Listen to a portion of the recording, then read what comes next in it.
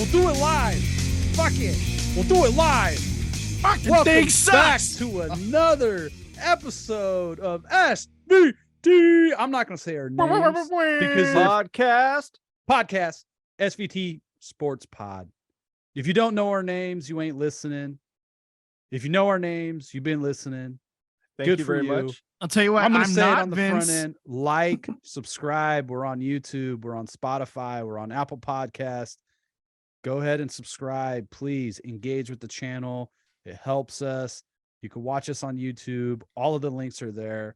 All right. Advertising out of the way. Listen to us twice. Watch is a loose term. I would say we're getting to watching, but you can listen to us again with visuals if you have ADHD. Yeah, if you need a slideshow. It's more like a slideshow. Yeah, listen Thank you, twice. Tim. That's your homework assignment, everybody, right off the bat. Just remember that you have to listen twice. Yes. Yes. All right, guys. It was another exciting week of sports, of football. Sports ball. Vince, you know I love me some scores. I want to start with some scores. My dog is barking in the background. I'm going to choke him. Let's start with some scores, Vince. All right. On Thursday, Carolina beat Atlanta 25-15. We moved to Sunday. Tampa Bay beat Seattle 21-16 in Munich, Germany. Oh, sehr gut. Sehr gut. Auf Wiedersehen. Yeah. Tschüss. All right. Kansas City beat Jacksonville 27-17. Miami beat Cleveland 39-17. Tua.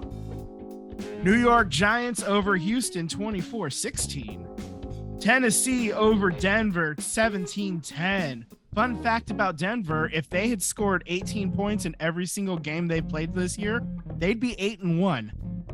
Fun fact. That's how bad they are. Fun fact. Let's ride. That's right. Broncos country. Let's ride into the abyss. Detroit beats Chicago 31-30. Minnesota, Buffalo in a wild one. Game of the year. Absolutely game of the year to this point. I don't know if Game of the year, catch of the year. Yeah.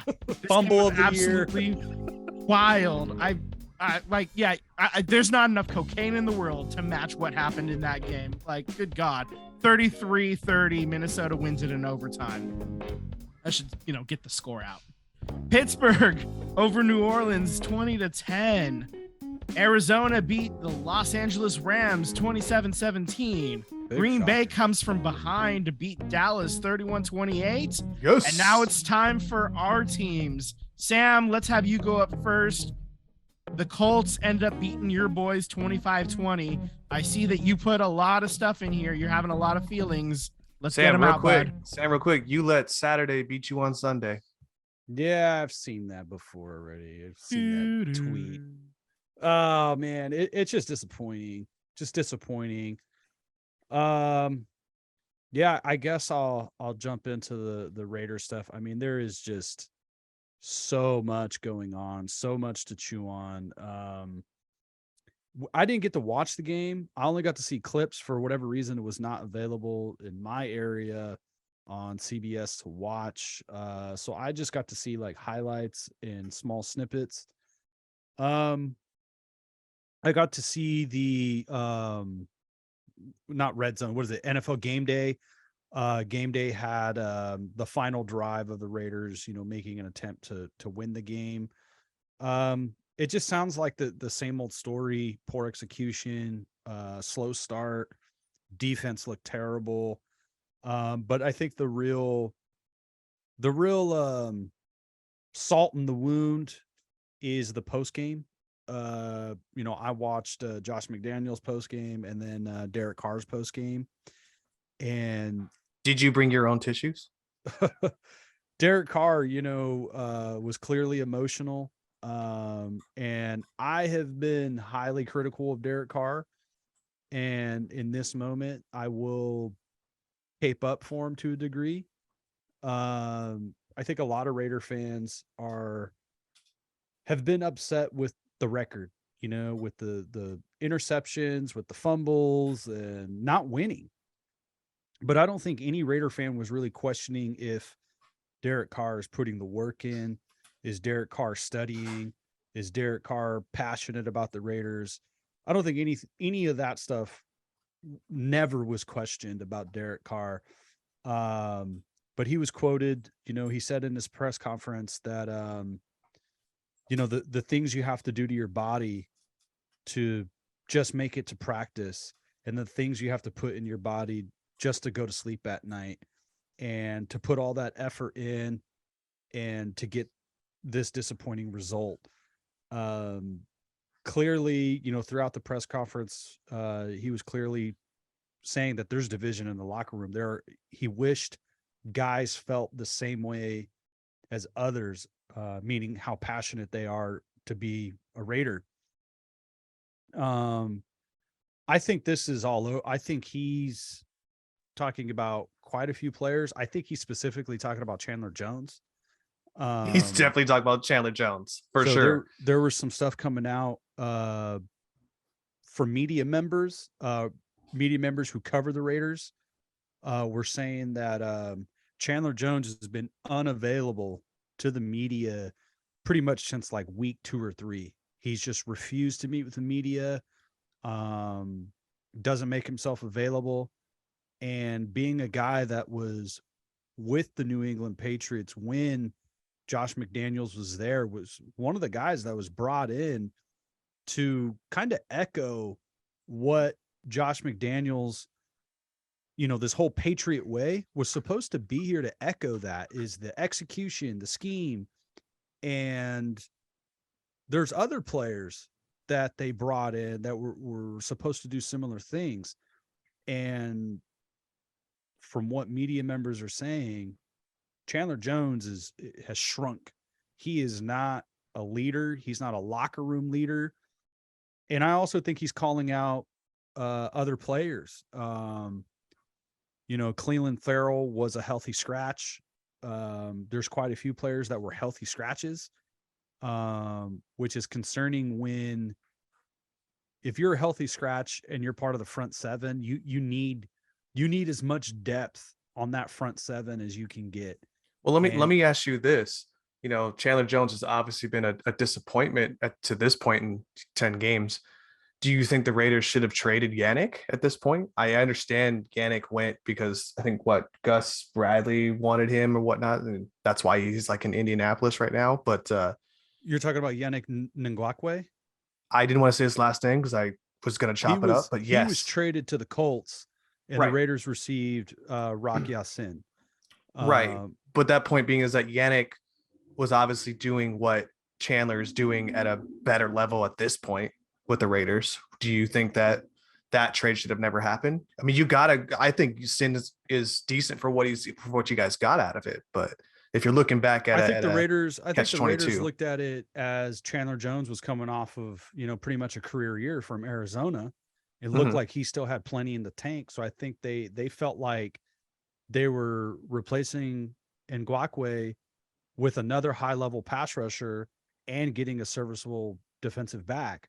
So I think they looked at it as like they're making one move, but they got 2 players, which I'm not mad at the rationale. It's easy to look back and say that's a bad trade. I think the problem is it would be totally different if Chandler Jones had the same numbers, but was a locker room leader, and something is going on in that locker room. And there are teams that are less talented that are winning games and competitive in games. This team doesn't look competitive, and you could see it on the field. You could see it on the sidelines. You just see the energy of the team. They're not in unison. They're not together.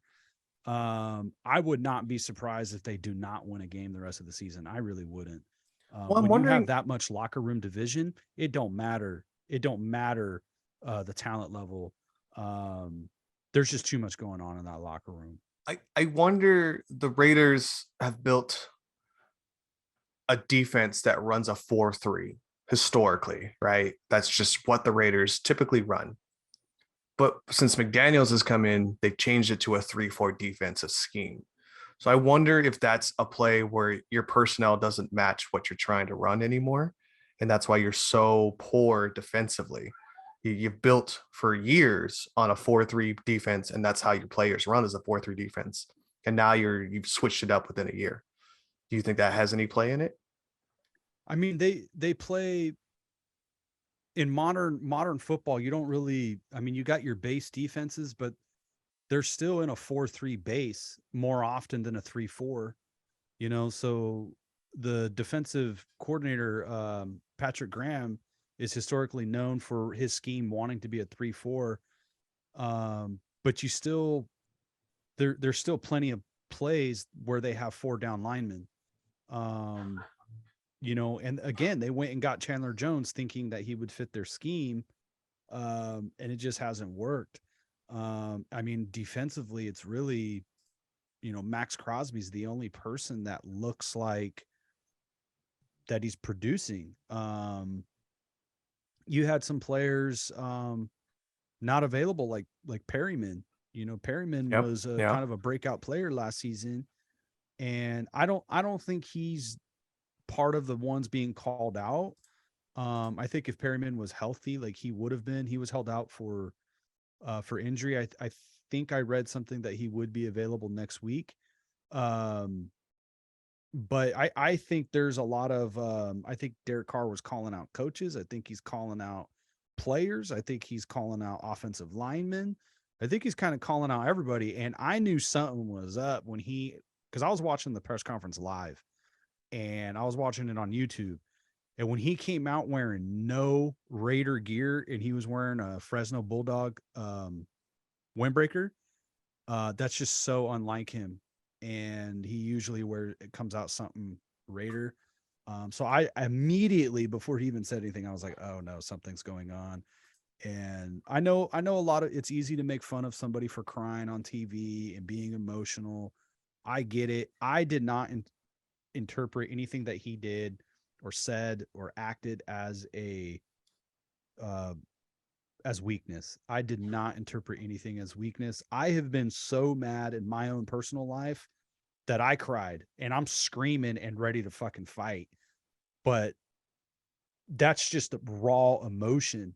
And I think he's pissed. I think what I would like to see from Derek Carr is what many Raider fans have been asking is, again, nobody doubts his passion for the team, passion for the Raiders. He grew up a Raider fan. Like Derek Carr is a Raider fan. Well, he wasn't going to grow up as a Texan fan because they suck. And, so I don't think anybody doubts that. I think what we want to see is there have been quarterbacks like Tom Brady, Aaron Rodgers, and I know those are like Hall of Famers, upper, echelon quarterbacks, but we've seen it with many quarterbacks. So sometimes a quarterback has to get in a dude's face. And we've seen quarterbacks go at the offensive lineman, do your job. And the offensive line is a mess. I know it's not the most talented offensive line. We knew that going in. But I think Derek Carr, I think one of the things that he needs to do is if you're going to be that emotional, then, call them on their BS during the game. Not everything needs to be behind closed doors. Like, they had their closed door meeting, that, player only meeting, whatever. But sometimes you need to call BS. We've seen other quarterbacks do it to their offensive linemen and clearly he's not talking about Devontae Adams because the players that are getting paid, Derek Carr, Devontae Adams, they're playing well. Josh Jacobs playing well. It's kind of like everybody else not named those guys and Max Crosby. I mean, you got four players that are producing and no one else is. When you call them out on a stage like this, you open the door to be criticized yourself by your own teammates. So Derek Carr needs to also step up on his own. We need to limit the picks. We need to make smarter decisions. He could be critiqued just as much as he's slightly backhandedly critiquing his team, as rightly he should. So the Raiders' remaining schedule was Raiders versus Broncos, Seahawks, Chargers, Rams, Patriots, Steelers, 49ers, and Chiefs. To your point, I really think you could probably win one game at this point. And I think that's going to be the Steelers the day before Christmas. So just know that, you know, it's the first year in Josh McDaniel's system. It was a struggle for the 49ers when, you know, Shanahan took over the first year. So it was a struggle for the Eagles when we had Serini took over for the first year. I mean, granted, we made the playoffs, but still, that was just a pure base of just what we had defensively. That defense carried that team. So I wouldn't. My only concern and rebuttal to that is they're not getting off the bus. No, they're not. Like, they don't look prepared, you know. So we can say it's scheme, and we could say, oh, you know, you got to transition these players out and get new ones in. You know, they signed Derek Carr to a deal. You know, he gonna be here. Yeah, no doubt. I mean, Josh McDaniel is going to be here as well. So I did want to touch base on, you said that, you know, Carr needs to also, you know, he's been the leader of this team too, but it's got to be a collective thing as a group. And a big telling stat is, you know, well, I can't say across the bay, but it used to be across the bay. I saw a fun stat, and this is how I'm going to chime into the 49ers. Sorry, Sam. That Jimmy G is 10-2 in every game that he started where he didn't throw a touchdown. So the Raiders just need to collectively get it going. It doesn't always have to be the quarterback. You're going to win dirty, grimy, disgusting games, just like the 49ers did against the Chargers. And I think that's a great segue. Vince, take it away. That's a good point. The Niners on Sunday Night Football win 22-16. Your boy Vinny G was there at the stadium for it. I was way up in the very top of the stadium in the corner of the end zone. I had a nice view. I put photos on Instagram and on both my personal and the podcast Instagram. So go and check those out. Send a like, share, just spread the word there. As for the game itself, the 49ers in the first half, especially on offense, did not look good. Jimmy G was. I would say your first quarter looked good though. The first drive looked good, but then they didn't punch it in. Yes. And if that's a problem that happens with Jimmy Garoppolo, is finishing off drives with a touchdown can be very hit or miss. And Jimmy had happy feet again all game. Basically, they were able to come back and end up getting the W behind a stellar performance from the defense. They only allowed, I think, 2 first downs in the entire second half. It was in the second half, Justin Herbert had nowhere to go. And he had nobody to throw it to, because he lost his tight end, Gerald Everett, like early in the game. And there's no Keenan Allen. Yeah, no Keenan Allen. Mike Williams is still a couple of weeks away from coming back. So it was just him and Austin Eckler, and that was it. And the Niners were able to key in. And I just want to, the one thing that really irked me was the ejection of Dre Greenlaw. That really, I did not like that at all. Basically what happened was he ended up making contact with a player's head. I don't remember who was it. Eckler? No, it was Herbert. It was Herbert. He made contact with Herbert's head. Herbert was he was rushing the ball. He was past the line of scrimmage. He was a runner at that point. He's not a quarterback anymore. Herbert's getting tackled, Dre Greenlaw happens to be coming in for a tackle as well. He starts to pull off of the tackle, but it's a little too late. His shoulder ends up colliding with Herbert's head, and they eject him for it. And at first they threw the flag, and I was thinking that's very incidental. Herbert was basically falling into his shoulder from what I could see. So yeah, and I would want consistency, because in the Chiefs game, I can't remember the safety's name. It was a unique name, but anyways, he came over the top and popped Juju Smith helmet to helmet, knocked him out cold.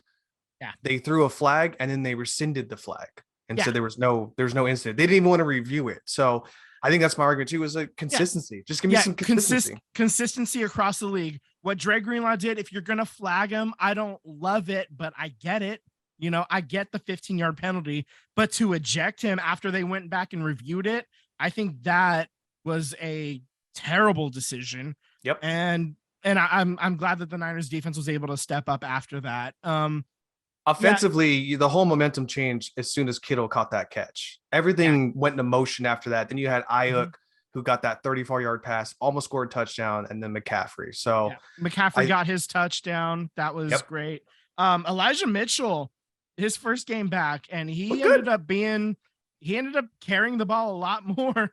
McCaffrey was basically your receiving back, and Elijah Mitchell was your carries running back. He ended up, I don't know the exact stats. I think it was like 86 yards on like 15 carries or something. I got a question for you on that.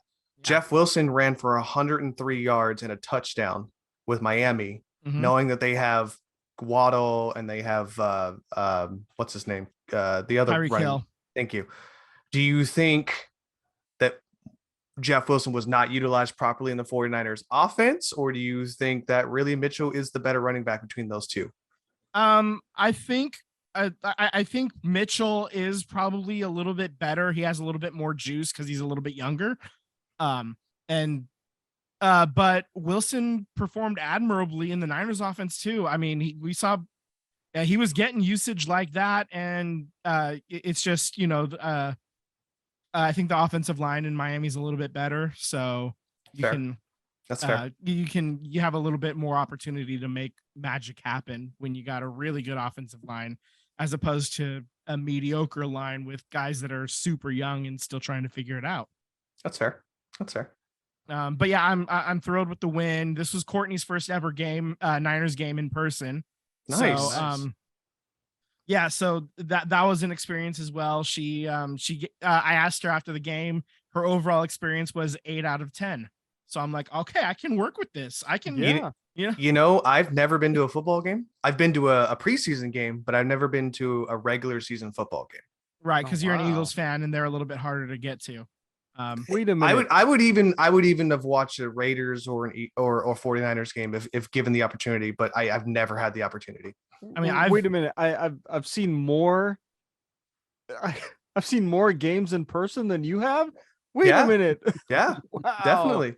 Now, if you want to talk other sports like baseball or hockey or even actually not MLS, but if you want to watch baseball and hockey, like I've got you there. But I've never watched a regular season football game in person. Yeah, so I mean, I don't have much complaints with the Niners game. The experience from the fourth deck, overall not bad. It was a little cold, so I mean that was part of the reason why Courtney only gave it an 8.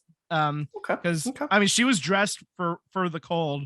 She still wished she brought an extra blanket, But other than that, can I ask you a question about the stadium? Yeah, that's what I was gonna ask. Food was expensive, which you've answered that. I know you guys, don't partake in alcohol, but I know you looked at it. How much is a beer going for over there? Depends on which size you get and what kind of beer you get. Let's say an average $16. beer. 16. Oh, that's actually that's pretty much on par with pretty much on events. par with other sporting events. I would say it's more expensive than food and drink at Disney. Yeah. Wow. So there's that. But parking was $60 to get in. Wow. I had my dad with me as well, and he's ADA, so he has the tag on the park close and everything. That's $10 more than the A's. Yeah, $10 more for the A's on like super busy games. I think it's $30 for regular. They gotta pay for that stadium somehow. Oh, Jesus Christ. God. Before we jump into that, I want to touch base real quick. There is a lot of talk about playing surfaces, and Vinny G over here has some talks here. That's right. Okay, so the NFL Players Association, they called for playing surface changes at Cincinnati, Detroit, Indianapolis, Minnesota, New Orleans, and New York, where both the Jets and the Giants play. So 7 teams, 6 stadiums. And they say the turf in those stadiums result in statistically higher in-game injury rates involving non-contact and lower extremity injuries. The surface is called a slit film. I don't know why it's called that, but that's interesting. The NFLPA president, he was not happy at all. He was he basically went in on the NFL owners, demanding that these surfaces be changed. He called it I'm looking at the article right now. This is great radio. The NFL and its expert have agreed with the data and acknowledged that the slit film field is less safe. Player leadership wrote a letter to the NFL this week demanding the immediate removal of these fields and a ban on them going forward, both in stadiums and for practice fields. The NFL has not only refused to mandate this change immediately, but they have also refused to commit to mandating a change away from slit film in the future at all. So this type of field, I mean, we've talked about it, how the field has caused injuries for the Niners when they played in New York against the Jets last year and just gonna the tell Giants. you, And yeah, there's a SF Gate article about the 49ers continuing their fight against turf field. So a lot of 49ers players have spoke up against it. Exactly what you're saying. Yeah. So honestly, I mean, it's the cheapest way to do a field is this slit, this, what is it called? Slit film. And I don't understand why you have $200 million in player investment on the field every week. I don't understand why you wouldn't spend an extra couple $100,000 to make sure that they're playing on quality surface. It does not make sense. The math isn't mathing. I don't understand why you're putting huge risk to save $100,000. Well, here's how they're gonna solve it. Since they're partnering with Amazon, they're just gonna wrap every player in bubble wrap. Yeah, they're gonna make sure Yeah. all the field workers work 100 hours a day, and they're not allowed to do bathroom breaks. That's right. The players are gonna have to piss in their water bottles, but you can't mix those up with the drinking water bottles. That could be bad, you know. So. This is true. Ew. This is true. This is true. Amazon sucks. Yeah. Although I did find out from Sam, Jeff Bezos is fucking swole. That dude is. I didn't realize he was that big. Oh no, yeah, he works out for Jesus sure. Christ. Somebody asked in a fight who would win between Elon Musk and Jeff Bezos, and Bezos. without hands down, I'm like, it's Bezos. Are you kidding me? It's for sure Bezos. Elon is a troll. Bezos is like an angry fucking maniac, Lex Machiavellian Luthor billionaire. kind of dude. He's He Lex does Luthor. look like Lex Luthor. Holy he's shit. He's Lex feckin' Luthor. Oh my So yeah, okay. gosh. Moving on. That's enough. Moving on. That's enough from Jeff Bezos. Just one more point. Philly is playing Monday night. We don't have anything right there. Tyler is gonna watch the game as soon as we're done recording here. So I'm gonna watch it from the beginning to the end. I did fuck up. I was trying to grab my phone so I could read an article, and I read to Sam's point here. In 2 minutes, Jalen Hurts has already scored a touchdown. Yeah. So I know that's happening, but that's about it. Okay. So let's move on to another sport. It's time gonna to say talk it. Warriors. Pull the Okay. band-aid. Pull the band-aid. Yeah, let's do this. They're currently 5-8 on the season. They're 13th in the West. We are 16% of the way through the schedule. Mhm. So I mean, it's still a somewhat small sample size, but that sample size is getting a lot bigger. Vince, you Everybody's ready? still healthy. You ready? Yeah. You ready? Go ahead. With the 2023 NBA's first pick, the Golden State Warriors pick Victor Wembanyama. You can't tell me we are not trying to tank for this guy at this point. We suck. Yeah. I mean, I know we're This supposed to go is- down the road, but we suck. We suck. this is concerning. You're Yeah, 5-8. so I mean, that- at some point you have to say, they're kicking off the rust. No, the rust has been kicked off. They started off 2-1. let me ask you this, and we'll set up this way: cause of concern or hot take? The Warriors right now, are they a cause of concern or a hot take? I know, Vince, you're going to say cause of concern, so I'll let you go, and then I want to hear what Sam says. Yeah, I mean, cause of concern. I think that there's a lot to be worried about at this point. Everybody's healthy. All these players that you're waiting on, they're just not performing outside of Stephen Curry. So yeah, I'm worried. I am worried a little bit. It's getting a little toasty right now. I'm not liking this. Sam. I Cause of agree with concern you. or hot take? It's cause for concern. Defensively, they look clueless. I think we knew Clay was still coming back, but he looks pretty bad. And that sucks, and I know I saw the comments that he had about, Charles Barkley criticizing him and how it hurt him in his heart. but I mean, the young guys, James Wiseman, Kuminga, Moody to a degree, these guys don't look good. And, Moody, we've had some praise for him, but I was listening to the radio and somebody made a comment of, are we thinking that Moody was really good because the other young players are just that really bad right now? Because he's been, DNP, he's like he hasn't played. Again, it's like healthy scratches with these young guys. They're not getting minutes. So I'm definitely getting concerned. I think red alert will be, what is the record at the end of November going into December?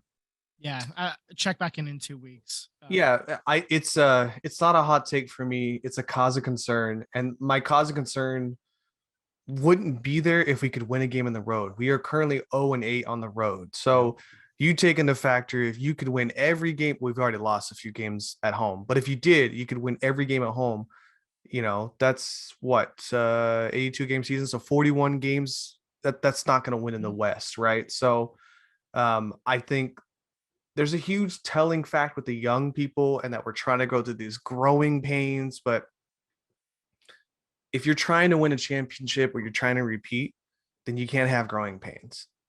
If you're trying to develop for the future and you want to expand beyond Steph Curry and Klay Thompson and Draymond Green, then you're going to have growing pains. And I think it's this weird dynamic in the front office of, do we want to sell the team to win now? Do we want to develop the team to win for the future? And I think they're all in on winning for the future. That's been a model of success for them. And I don't think we're going to win this year. I don't think, unless something spontaneously happens and one of our rookies comes out of nowhere and we just can't help but, watch them be a superstar, it's not going to happen. I think we don't have the set pieces, and we do have an open roster spot, but what is going to actually be made that, one, they could afford, and two, could actually make a big difference in what we're seeing now? And I don't see it. So I hate to say it. I know we're what 1/16, 1/8 of the season through. We're a little less than 1/5 of the 1/5. way. Okay. So about 16%. I'm not a Debbie Downer sometimes, unless you're talking about my Eagles, but I think we're just going to chalk it up to a lost season, but a development season. I think this needs to be a season where the young guys try to develop into something bigger for the future.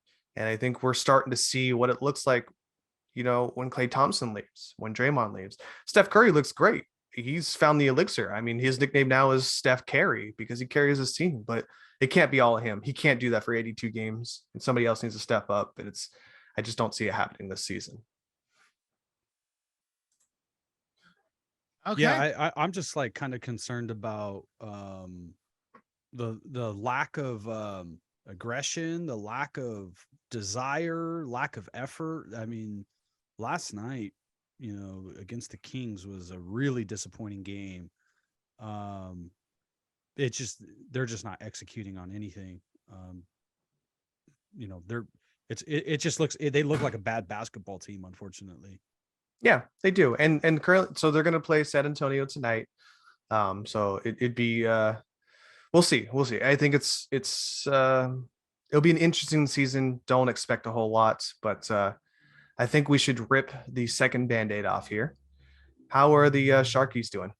All right. So over the last week, they actually won 2 games and lost only 1. So that's good. They're currently 5 wins, 9 losses, and 3 overtime losses, which is good for 6th in the Pacific. So they're actually out of the basement for now, which is nice. On Saturday, Logan Couture had a Gordie Howe hat trick. Sam, quick question. Oh, Sam, yes. What is a Gordie Howe hat trick? A goal, an Yes. assist, a penalty. How does real he get close. How You're does he real get the close. penalty? Yeah, how does he get the penalty? I don't know, cross-checking. Fighting. Oh, It's after the cross check. It's when you start Oh. throwing the fist. Okay. So it's a fun little thing that they like to keep track of in hockey is Gordie Howe hat tricks. Isn't that so great? I think every sport needs to take track of that. Like soccer should take track of how many times people flop. Yeah, no, I actually had one for baseball. It was a home run, a walk, and a strikeout. I called it the Jack Cust hat trick. Ooh, that's I good. remember that. Yeah. A Jack cuts, man, deep cuts. I like yeah, that. yeah, that's right. A Jack Cust hat I'm going to trick. put that in the memory Uh, banks. I like that. Yeah, yeah. I mean, it's probably more realistically you'd call it like a Brandon Belt hat trick now at this point because he's actually someone who stuck around longer than like 4 years. But I mean, the point was when Jack Cust was doing it, I'm an A's fan, so there we go. I like that. but I like yeah. I that. do remember you saying that back in the day. Yeah, there's like 2009. I was like, Yeah, here we go with the Jack yeah, Cust hat trick. I like that. All right, we're gonna make that a thing. Okay. The Going JC, forward. the JC hat trick. That's how I JCHC. remember it. You know, Yeah, the Jack Cust hat trick. every like single that. time you say hat trick, I think of an actual hat trick. So, So I mean- in hockey, Yeah. they do throw their hats onto the ice. oh, you gotcha. never get it when back. somebody scores You 3 don't. goals, You yeah. do not get it back. No, that hat's gone forever, like Aaron Hernandez. Just That's part of the free hat giveaways. They destroy your hats and make new hats out of it, and then give it to you for free. Ooh, The Zamboni recycling. eats it. I don't know if that's true, but it seems plausible. Yeah. Wait, I have a question for you, Vince. Yeah. I have one goal for the Sharks. Well, I have multiple, but I have one goal specifically. Are they ahead of the Kraken? no. You can give up on that goal because the Kraken are actually 3rd in the Pacific. What you need to readjust your goals, my man. You want to see them either finish dead last in all of NHL and get the #1 overall pick, or you want to see them in, I think where they're at right now, 6th. They're ahead of the Anaheim Ducks. Fox. Yeah, the Anaheim Ducks. They're Mhm. also ahead of I just had it, the Canucks. The Fox and the Canucks. Yeah, the Anaheim Freudian Ducks and slips. yep, My name is the Buck. Fucks and the Cafucks. Yeah. My name is Buck, and I like to. Anyways, so okay. Well, that was one of my goals. I just want to be ahead of them. Seems like that's probably not gonna. Well, I don't know. It's early. It's still plenty of time. It's still early, but I mean, just give up on it now because they're actually like Seattle's actually kind of good, maybe. I mean, so they obviously this is their 2nd year in existence. This is a new hockey team. We gonna speak about early existence. The Knights look fucking good. Yeah, well, the Knights, they definitely came out and made it to the Stanley Cup final in their first ever season. But they look good this year too. Yeah, well, I mean, they've been around long enough that for us as Sharks fans to hate them forever. 5 years? 4 years? Yeah, I think it's 5 years now. Actually, I like just before this actually started, I looked at the division that the Sharks are in, the Pacific, and of the 8 teams that are in there, one is the Sharks. I don't hate them. The only other teams that I haven't ever really hated are the Seattle Kraken, and that's only because they've only existed for 2. This is their 2nd season, and I never really hated the Flames. I've never. Wait, is the Yeah, Coyotes in their division? Not anymore. No, the Oh, Coyotes that's got right. moved to the Central when Right. Seattle came in. So in their division now. So at one point or still currently, I have very much not liked the Anaheim Ducks, the Vancouver Canucks, the Edmonton Oilers, the Los Angeles Kings, and the Las Vegas Golden Knights. My So- pecking order for me before the Knights came into play, because now Knights are #1. It was definitely the Canucks. I hated the Twins. I fucking hated the Twins. The Twins were so good. And then I hated that would be Kings. Henrik and Daniel Sedin for those that are not aware. It's like they grew up together. They knew where they were going to be at all times. It was crazy. Yeah. They were really good. I hated them. I hated the Los Angeles Kings. And then I guess just for a shits and giggles, I didn't really care for Anaheim either, just because Yeah. that was my rival for Yeah, the A's as well. My rooting interest definitely when the Knights showed up, that they certainly took over the top spot. Yes. But it was for the Los Angeles Kings and the Anaheim Ducks, it's a respectful hate. Like I hate you, but I at least tip of the cap to you for, you know, I have some respect for them. I had no respect for the Knights, so I just pure straight hated them. So Yep. Sam told us about, you know, that we should like rein in our hate and definitely not call out certain things. But I'm calling you out, Las Vegas. Suck it. I think Suck it hard. To our defense, to me and Vince's defense, the way the Knights came into this league and how they finagled the whole NHL system to get the best players possible, Yeah. where most expansion teams don't get that opportunity, they get the scraps. I think that was the most frustrating thing to happen. And the rules change. And that's why the Kraken are not what the Knights are. Yeah. And also the way the fans behaved was Yeah. abhorrent in those first couple of years. And Like, I mean, who I'm are sure- you? Yeah, Who are yeah, you? They came in just like I get that you're hyped and you're excited for your team to do well. I get that. But also like there was just this attitude problem. Like they Yeah. went beyond that. And that's I didn't mean to get on this huge rant about Las Vegas and their hockey culture, but here we are. I was not a fan of the way that they were acting in that first season, and the way they were acting basically since hasn't really toned down all that much. They're just raging assholes. They have been. Some of them have gotten better, but others have continued the stereotype, man, and it's Yep. just not good. Have Yep, they okay. won a cup, or did they just get to No. one? They got to the one they in the got first to it in the- season, Yep.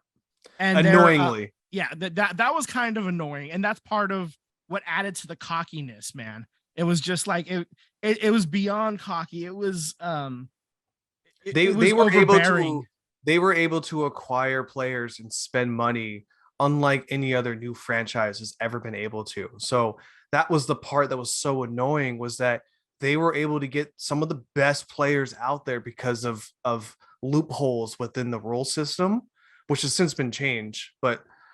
And the fact that they were so cocky about it, it was so frustrating, because it was like, you're literally no one. You paid your way to get here.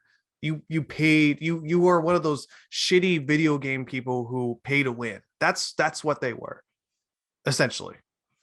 okay. Don't hate the player, hate the game. Or This is hate true. the This is players true. No, and hate- the game. Yeah. But I Okay. do want to ask you guys, do you guys want to meet up for a pub and World Cup scenario? Are you guys Want interested? to? Yes. Able to? Not in the group stage. Just looking at when the games That's are. fair. I That's mean, fair. yeah, if I had the time off, absolutely, I'd be up for it. But as of right now, I don't. Just based on when these games are. For those of you who are unaware, the World Cup is coming. It is starting this week. U.S. men's national team, they will be playing on Monday, November 21st against Wales. Then they'll play Friday against England, and then Tuesday against Iran. And all of those games will start at 11 a.m. Pacific time. So if you're on lunch break and you're working those days, you can catch the second half on your lunch break, you know?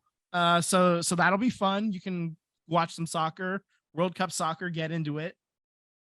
The rosters, when they announced them, the U.S. men's national team, they were the youngest and one of the least experienced outside of Qatar, who has never made a World Cup before. But they only had one player with World Cup experience before. That's DeAndre Yedlin in 2014. I am still shocked that Zach Steffen did not make it as the goalie. I know that's the talk of the town, but I know he was struggling. But Jesus, you didn't want to bring one veteran goalie in there? You didn't want to bring one? Yeah, I mean, it's kind of wild. There, one of the comparisons that I read was they're talking about Germany in 2006, not the year that they won, but like the World Cup before they won. They brought up a super young roster, and that roster went to the semifinals and then ended up winning in 2010. So that's the comparison that they're hoping for. They're hoping that this young team can get together and just play above their heads and make some noise before eventually succumbing to one of the powerhouse teams. And then you get that experience with the young players. And if you bring most of them back in 4 years, maybe you're like really making some noise at the World Cup. Who knows? Are you shocked that they didn't put Pepe on the roster though? I am a little shocked by bit. that. I thought he would be on it, but I just I thought. I mean, I know he's 21, but yeah, you yeah. know, I he'll mean, be I think 24 or 20. he'll be 25, 24, 25 for the next one. Yeah, I wish he would have been on it because 21, like this is the team they're kind of going for, right? Is the young Right. team. You got a bunch of 24-year-olds. Why not have a 21-year-old who's, you know, balling, who's insanely good, but maybe he's just not quite there yet. I think he needs a little. He probably does need a little more seasoning, but you're not expected to win. Why not? No, I mean, yeah. this is September call-up time as far as I'm concerned. You know, I mean, I expect the United States should be able to get out of the group stage, but I wouldn't be surprised at all if Iran ends up being that team, you know, or even what obviously England is the top of the group B. Yeah, But I mean, from outside looking of at that, it, that second one, it just depends on, you know, it's kind of luck of the draw. We'll see what happens, you know? yeah, I'm looking at the median of our group age is probably about 27, 26. Young. It's still very young. I mean, there's a lot of 19-year-olds on here too, so maybe it's a little lower. Maybe it's about 24, but still, I just thought Pepe and Stefan not making the roster. It was a little shocking to me. I get the Stefan more than I get the Pepe, just because Stefan was struggling and has been struggling, and he's kind of lost his job. So I get it. It's just Pepe is a little, yeah, it's a little question mark to me. But either way, I'm still very excited. I still want to watch this. I will tell you my experience of the World Cup. I was not a big football fan, or grew up as a big football fan, I should say. I walked into my now fiance, girlfriend at the time. They were out shopping in San Francisco, and I was done. I was over it. I just wanted a drink. So I said, I'm gonna go walk into this bar that looked kind of cool. And I walked in, and unbeknownst to me, it was also the same time that USA men's were playing. The bar was filled, like packed, like pre-COVID, obviously, just packed. I was able to get a beer, but like listening to the people cheer and sigh disappointment and the excitement that was in the room, and watching it on like two different, you know, panoramic big screens, and there was just something electric to that I can only attribute to watching your team play in the playoffs and sitting in that arena, and the vibe and everything that came with it.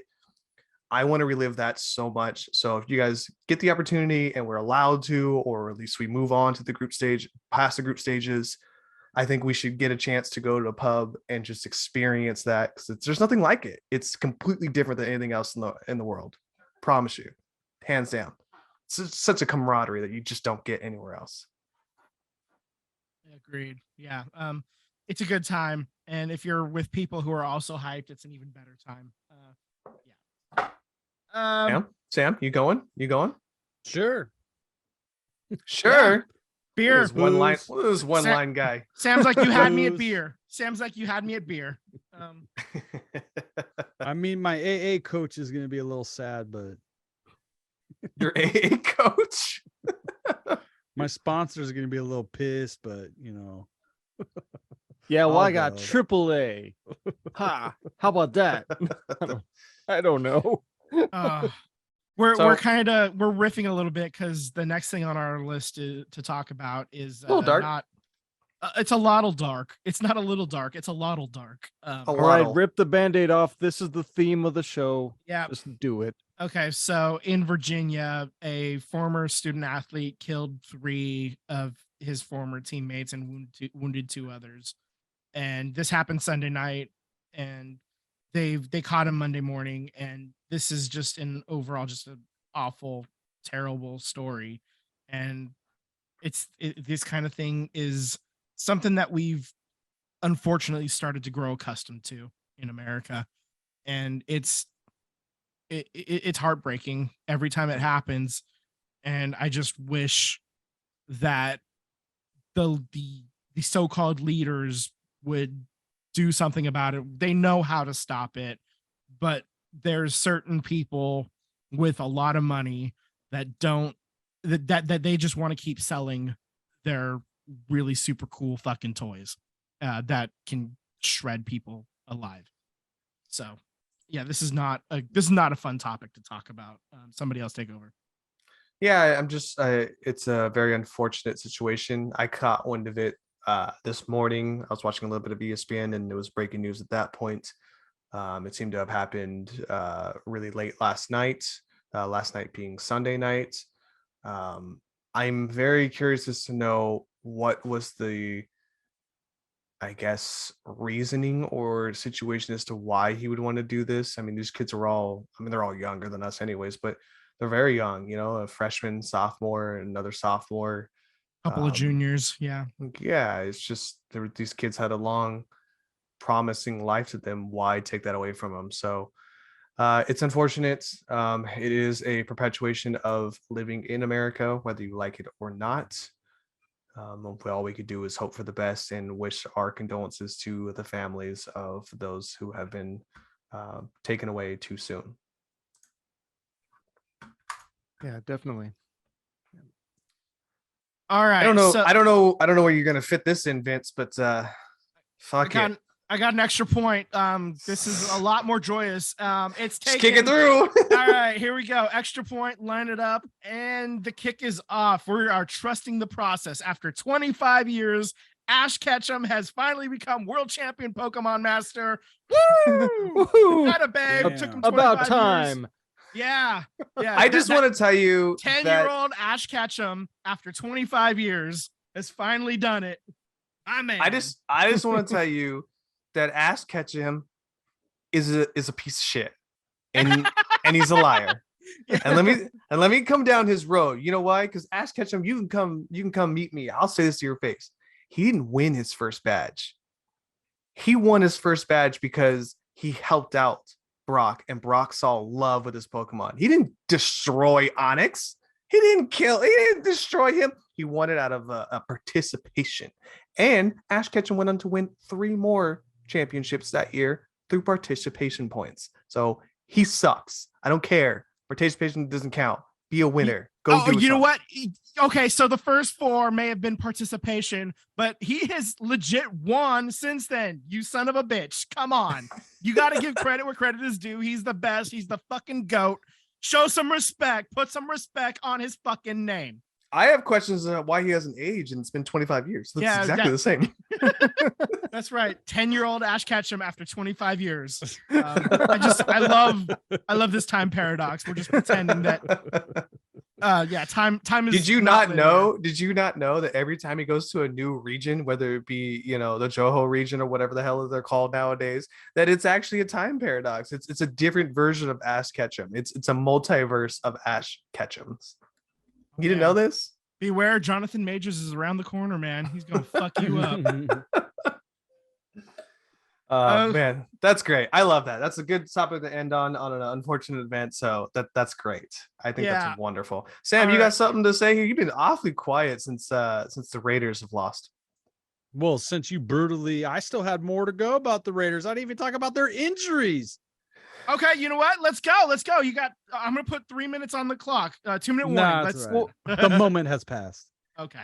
Wait, it's a new segment. Come on, a new segment. I love your Injuries that Raiders. are injured. I love your Raiders as much as you do, but we had to keep the show. We had to keep the show rolling. We're under time. I know. All right, you know, we're under time constraints. I was told it was 30 minutes ago. Okay. I don't care. All right. Anything I'm else kidding. for the good of the order, gentlemen? Nope. Go Eagles. Fly, Eagles, fly. Okay.